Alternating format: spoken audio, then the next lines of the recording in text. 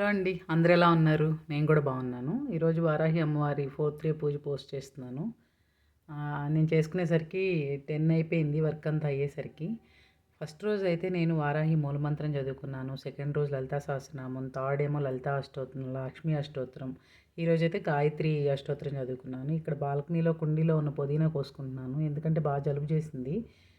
పుదీనా, పసుపు, అల్లం, మిరియాలు వేసి పాలల్లో కాసుకుంటే అది ఫిల్టర్ చేసుకుని తాగి కొంచెం బెల్లం వేసుకోండి. చాలా బాగుంటుంది. నేనైతే ఇడ్లీ పిండి అట్టేసుకొని కొంచెం ఆవకాయ, పల్లీ చట్నీ వేసుకొని తినేస్తున్నాను. ఈరోజు పూజ అయితే ఇలా జరిగింది. టైం అయితే ఇప్పుడు 11:15 అవుతుంది.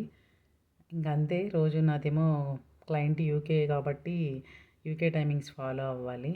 ఇలా నేను కొంచెం బెల్లం పాకం కలిపేసుకొని తాగేస్తున్నాను అనమాట. బాగుంటుంది. వెంటనే రిలీఫ్ ఇస్తది. జలుబుతో ఏమైనా ఇరిటేషన్ ఉంటే కూడా పోతది. వీడియో మీకు నచ్చితే లైక్ చేయండి, షేర్ చేయండి, సబ్స్క్రైబ్ చేయండి. Thank you.